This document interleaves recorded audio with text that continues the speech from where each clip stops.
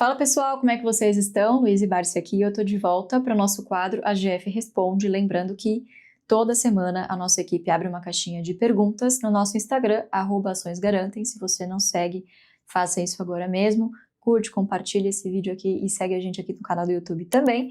E bora lá para as nossas perguntas da semana. Vamos lá, tem umas muito interessantes hoje. O William fez uma pergunta capciosa aqui. Oficial William Ferraz. No setor seguros, Caixa ou BB Seguridade? William, tem que escolher? Eu tenho as duas, né? Obviamente que a gente tá falando isso no momento que a gente tá gravando. Caixa Seguridade tá mais ou menos 13,50, BB Seguridade caindo aí depois da DataX, 31 e alguma coisinha. Olha, eu diria que depende, né?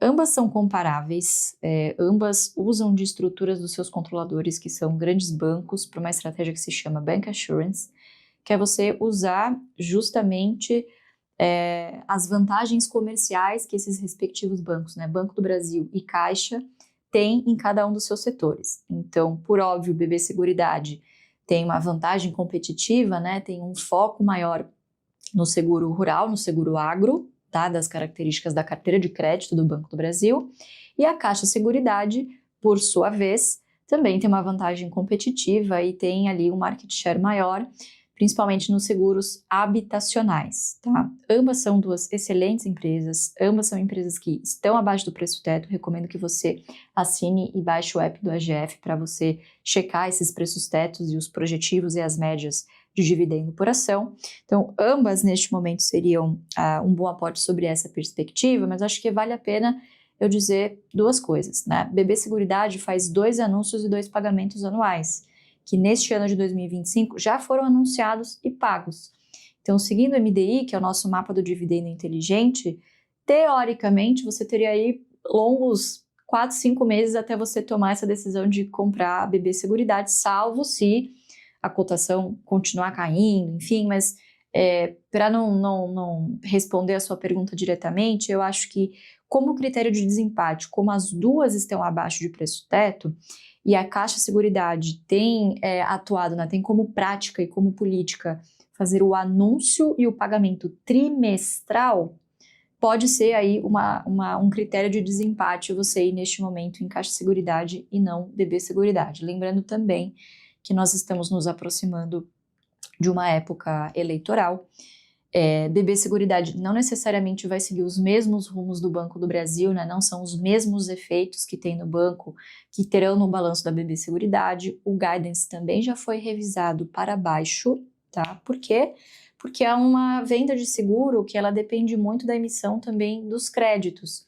Então, a depender da qualidade do crédito que vai ser emitido no banco e do apetite desses produtores em fecharem esse seguro rural, a BB Seguridade já está projetando aí para o final do ano, né, para o exercício de 2025, uma leve redução aí na emissão de novos prêmios, tá? Mas continua sendo uma empresa bastante resiliente, mas a gente não tem como afirmar que esses são os menores preços que a gente vai ver BB Seguridade ao longo do tempo, né? Caixa, por outro lado, apesar de também ser uma controlada de um banco estatal, a Caixa em si, eu acho que a gente tem menos visibilidade sobre as coisas que acontecem no balanço, porque é uma empresa de capital fechado, né? Apesar da gente ter acesso aos dados, enfim, eu acho que acaba caindo menos no escrutínio do grande público, de analistas, do mercado como um todo, né? Então eu acho que até pela resiliência maior do setor habitacional, né? Lembrando que o seguro habitacional e residencial, é aquele seguro que ele é atrelado principalmente ao financiamento, né? Que a gente sabe que na Caixa aí é o grande forte do banco. E são seguros que têm uma característica um pouco mais previsível, tá? Uma cauda um pouco mais longa do que a do seguro agro, que é renovado todos os anos, né? O seguro habitacional ele é mais atrelado ao seu financiamento. Então, sobre todas essas perspectivas, para te dar uma resposta agora sim, direta, por todos esses critérios de desempate que eu acabei de falar, acho que Caixa Seguridade, se eu tivesse que escolher uma só, seria a Caixa Seguridade nesse momento, tá? Vamos lá. Outra pergunta. Essa aqui é ótima. O Ricardinho está perguntando. Banco do Brasil, BBS3, aporta, jacaré, ou ser cauteloso e ir comprando aos poucos devido ao cenário? Ricardinho, eu acho que ser cauteloso e ir comprando aos poucos, na verdade, é a nossa recomendação para tudo. Quando o cenário está turbulento e quando não. Eu acho que foram muito raras as vezes em que a gente virou para vocês, talvez no início deste ano, no finalzinho do ano passado, de que era para fazer um aporte um pouquinho maior se tivesse caixa, pandemia e outras pouquíssimas ocasiões, mas via de regra, como a gente fala para um público muito amplo e a gente não tem como saber, obviamente, o poder de aporte de vocês, situação financeira, tamanho do portfólio, perfil de risco, o quanto aguenta de volatilidade na carteira, a nossa recomendação, em geral, é vá aos poucos, aporte feijão com arroz, que é aquele sagrado de todos os meses, vai aportando aos pouquinhos.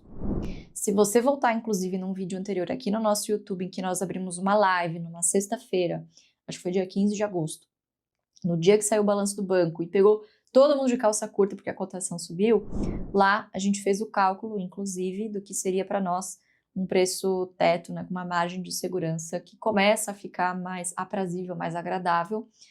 Obviamente a gente não tem como prever o futuro, mas abaixo desse preço teto, você já começa a ter cada vez mais margem de segurança para você mitigar os riscos aí de não receber ao menos 6% ao ano em dividendos, em proventos exclusivamente. Então volta lá no vídeo, lá tem o preço teto.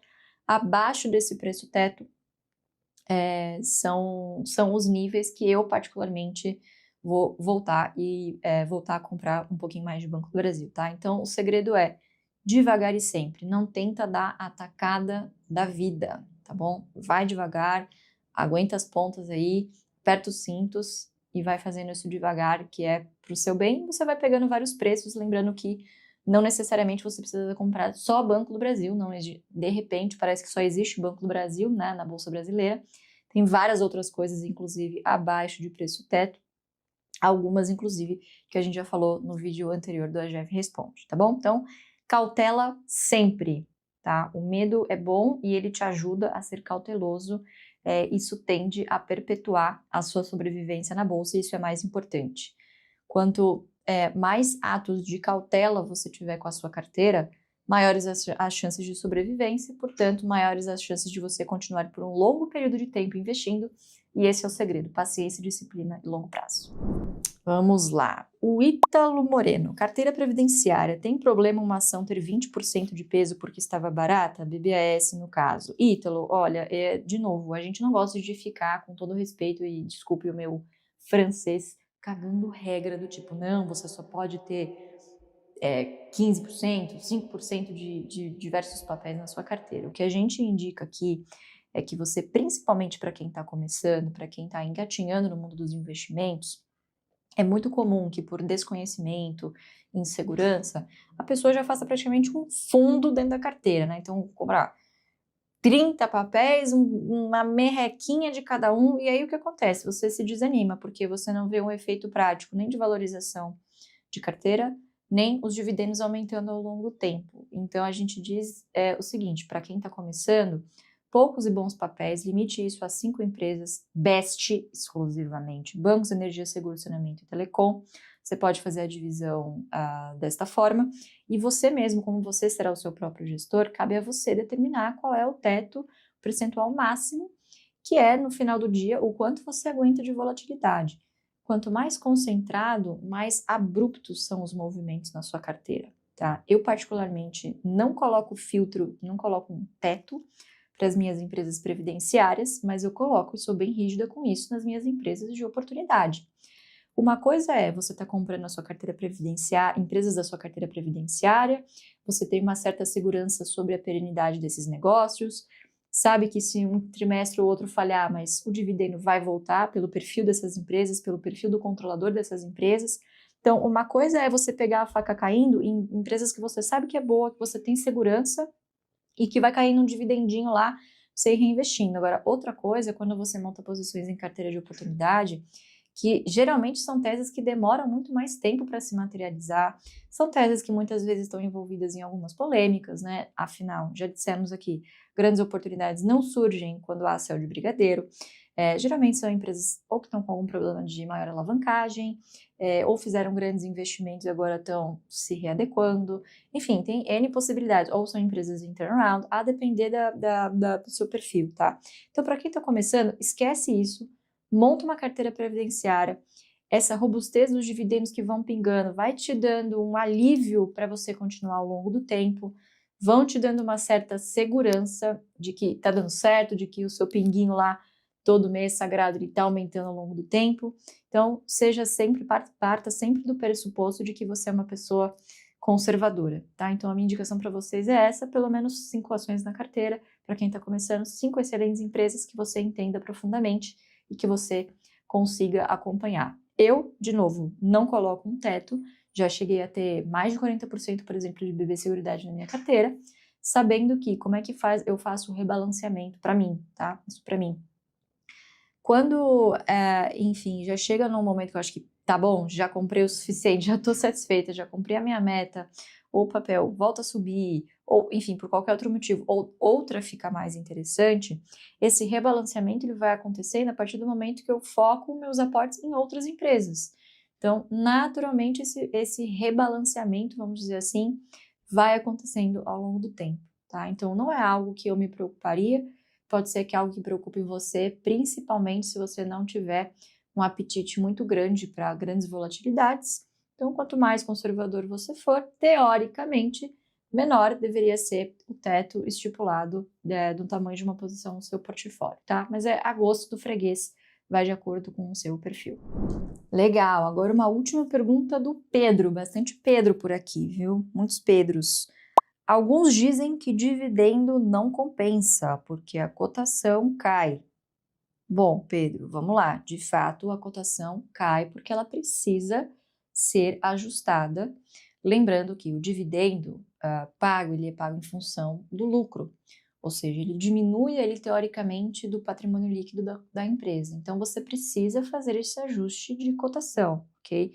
Inclusive, se você abrir qualquer gráfico aí do seu home broker de qualquer empresa e você olhar as cotações passadas, todas as cotações passadas, independentemente de qual mês e dia você pegue, elas serão ajustadas para o provento. Não é exatamente a cotação que você vai ter lembrado de dias específicos daqueles pregões.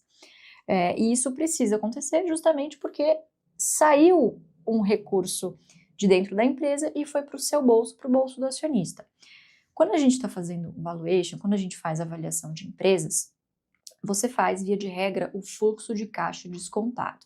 Você, geralmente, a depender do nível de conhecimento e de previsibilidade das empresas, você estima de 10 a 15 anos esse fluxo de caixa e o restante você joga para a perpetuidade. Quanto maior a taxa de juros, maior vai ser a taxa de desconto em que você vai trazendo a valor presente, ok? Quando a gente está falando de uma empresa que, via de regra, não distribui dividendos, né, ou seja, reinveste muito nos seus negócios, mais para frente está a materialização desses fluxos de caixa. Maior é o exercício de futurologia, vamos dizer assim, tá? Por outro lado, quando você tem empresas que geralmente são mais maduras e distribuem parte desses recursos ao invés de reinvestirem tudo nos seus próprios negócios, a gente pode considerar que isso é uma antecipação de retorno para o acionista, de recurso que vai para o seu bolso e que, se você bem utilizá-lo, né, ou seja, pegar esse dividendo, esse provento qualquer e reinvestir na sua carteira previdenciária, é isso que vai tornar a bola de neve eficiente. É o reinvestimento dos dividendos ao longo do tempo. Para vocês terem uma noção, é ampla a bibliografia, principalmente lá fora, sobre o efeito, inclusive, do reinvestimento dos dividendos nos seus investimentos, independentemente se você investe com foco em dividendo ou não. Inclusive, se você pegar qualquer índice, né, esse estudo já foi feito, inclusive aqui o nosso Ibovespa, vamos pegar o IDIV, né, que é mais focado em dividendo. O reinvestimento dos dividendos, o retorno proveniente do reinvestimento dos seus dividendos ao longo do tempo, ele é responsável por mais ou menos metade da sua rentabilidade ao longo do tempo, tá? E isso acontece justamente pelo efeito do juro composto no tempo. Se fosse verdade de que não compensa, né, do tipo, mas o dividendo sai da cotação. Verdade, mas gerencialmente o dividendo também é abatido do seu preço médio. Você tem uma coisa que é o preço médio ajustado por provento. Então, tem algumas posições na minha carteira, na do Barsi nem se fale, né? Quanto mais tempo, mais você vê esse efeito, de que praticamente em dividendos ao longo do tempo já se pagaram na carteira, né? E a partir de um determinado momento, só o dividendo que cai, enfim, já é responsável por um retorno exponencial. Então, são coisas a se pensar e a você refletir, né? Obviamente, se isso tudo fosse verdade, a Petrobras aí que pagou, vamos pegar um exemplo, né? Fora do BEST, uma commodity, empresa commodity, exportadora que pagou grande fluxo de dividendos nos últimos 5 anos. Se isso fosse verdade, de que o dividendo simplesmente sai da cotação da ação, a gente teria as empresas boas pagadoras de dividendo hoje negociando zero, tendendo a zero ou negativo, que não existiria. Então é um argumento muito frágil, na minha opinião, né, e que diversos investidores que focam em dividendos estão aí para provar de que é uma estratégia que sim, dá certo, mas não é para todo mundo, precisa ter paciência, disciplina, principalmente no que tange a reinvestir todos os dividendos que caem na sua conta.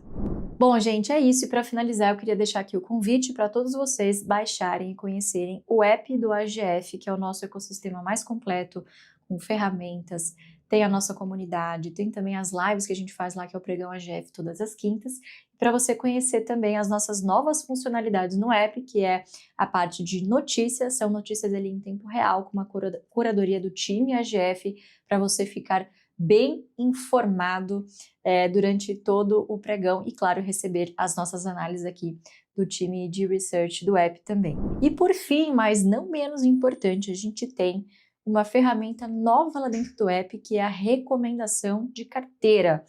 Nada mais é do que uma área lá dentro do app que vai automaticamente, pelo seu comando, avaliar a sua carteira e fazer sugestões de melhora de alocação do seu portfólio, focando, obviamente, usando a metodologia AGF. Então não percam a área de notícias e recomendações dentro do app do AGF. É só clicar, o link está aqui embaixo na descrição, o pessoal vai deixar aqui no vídeo também. E a gente se vê nas próximas semanas em mais um AGF Responde.